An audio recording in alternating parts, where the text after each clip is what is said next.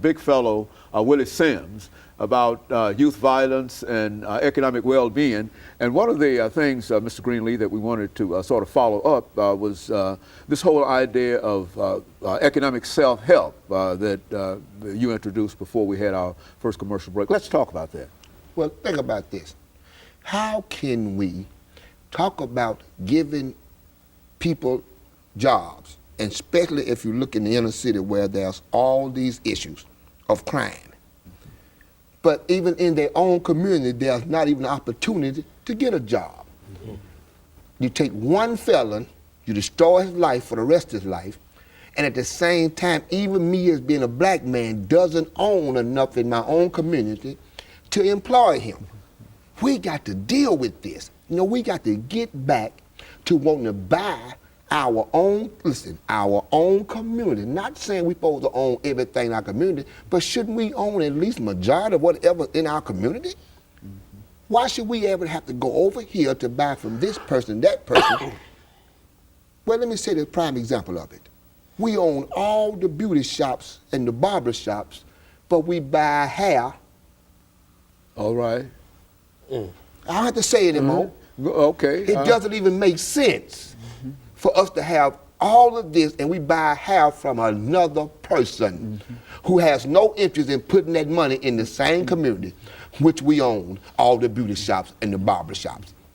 We have to get serious, get down and quit begging, and let's put something together that'll work for not just us as African Americans, but it ends up helping the whole United States of America. Because if I'm helping myself, then I'm not begging for the government's money, trillions and trillions of dollars. Now I'm adding billions and billions to it.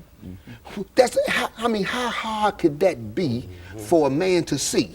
So what happens is we won't stand up and start to developing to sacrifice for the next 30 years. So we want all our stuff right now. We want to have all our big cars, and all that we want it like microwave right now.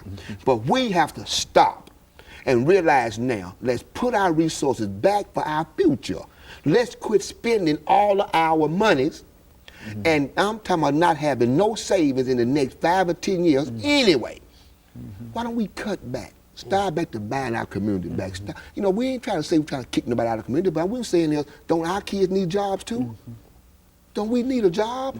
Yes, because look at the unemployment rate and look at the violence. If you tell me that everybody that does violence does it because that's what he want to do, that's not fair.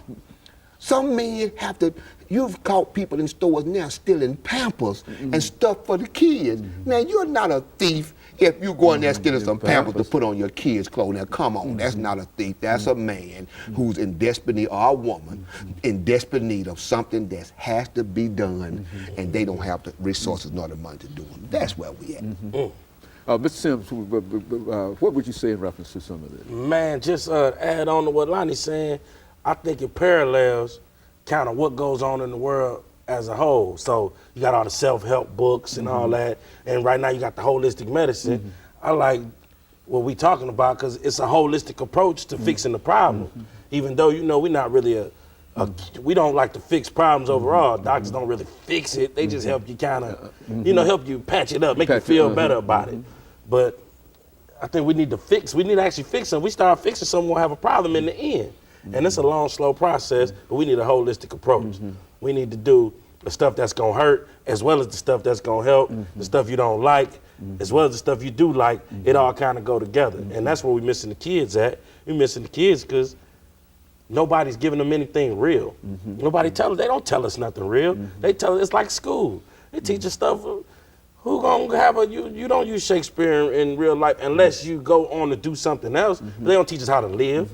They don't teach us how to balance a checkbook, how to get a debit card, you know, how to take care of a family, you know. They don't teach us that stuff that just happens to us, and then we gotta react to it. And it's hard as a kid reacting to some grown man worldly problems, you know. It's hard as a grown man reacting to grown man worldly problems.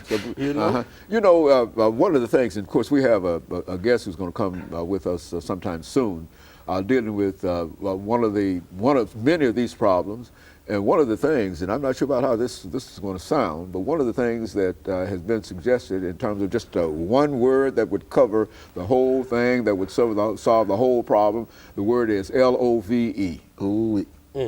Now, I mean that's the only thing that, in terms of trying to bring, because what it means what? Respect, understanding, and goodwill. That's right. Now, if you could bring all three of those characteristics, respect, and I think that would solve a lot. That would help us deal with a lot of problems. Y'all older. What happened to the love, man? I watch videos, man, from back in the day. It looked like people loved each other, man. What happened to that? At least they could get along with one another, and they respected one another, and they tried to understand one another. And I think that y'all see, I'm not old enough to have seen it. What happened? You know what happened? We went to build everybody's house but our own. That's what. See, we got our educations. We want to go join this corporate. We want to go join everybody. We didn't even feel comfortable being our own. Listen, man. And then all of a sudden there's the streets, and there's the stuff with all the educated people want to come back to the streets. So you got so many people and kids now who's selling dope and stuff that their mamas and daddies are doctors and stuff all their life. But they wind up seeing some things, they'd rather go on the streets and deal with it. Man, we got to get realistic and pull ourselves back and realize, okay, yeah, we got to air our dirty laundry. We got some dirty laundry to air. Let's air it and get it out of the way. This man and we don't have that many more years. And plus, I don't have that many more years, plus to be playing. Okay? Pussyfooting around, I call it, with this stuff. We have to get real serious. Come back home. See, I got to enjoy living around you. I got to enjoy being who I am. Whoever I am is who I am. Let's do that. We get back, man. And if you can't right now get back, give your money. See, let's start with these programs that you see that's working. Don't just give your money to anybody. But if you see a track working and you see these folks working, start helping these folks, man, because you only got a few more years left. And we can make a difference with those little bit. Especially those young people. Listen, yeah. I tell everybody all the time, we need help. And first of all, in our own community, we are sick, man. We are sick. We need some help in healing. And it's going to take millions and millions of dollars with millions of people involved with their resources.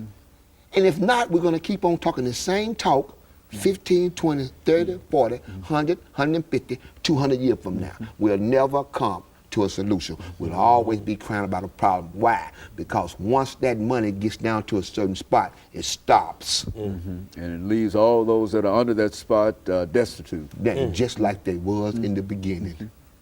That's all. And it's not nobody else's job to come in. There's no cavalry coming over there that's going to save us. We are the cavalry sitting right here now. When do we, you know, the program that we're doing now, the movement, right? Let's buy our community back. When folks see what we're doing, we'll have a model. We can't talk about this stuff to everybody else and begging. Why don't you talk about that model that you're talking about? See, we said that. We got 2 minutes. Go I ahead. took 5 to 7 younger folks, okay? Not nobody my age, but we had to argue and debate on this. Somebody that may see the future. So I've sat down and put a thing called Let's Buy Our Community Back, a movement, not a campaign, not a movement, where we're gonna take our own monies until we get enough money to buy this store, this shop, and this stuff back. I don't care how long it takes. We're not fit to beg anybody. We're going to be self-sufficient, and we're going to build. Once after the 5 to 7 years, when you see this model, then you can take this model anywhere in the United States that you want to go. But we have to do it first. We can't do all this talking about what we're going to do. We have to see ourselves buying our stuff back. I think the kids see the kids understand that.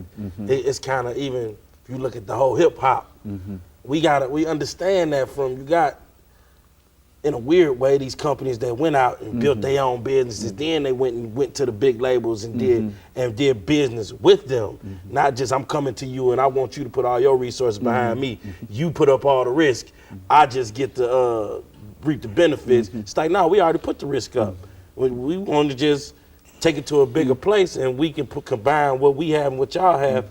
I think that's what we talking about doing, something like that. Okay, and of course we've got about 45 seconds before we come to the end of this show today. Mr. Greenlee and big fellow, and I can only say that we certainly appreciate having the two of you come by and to at least introduce some old ideas. Nothing that is new here. Say it, man. Nothing is new here, but to simply know that that is still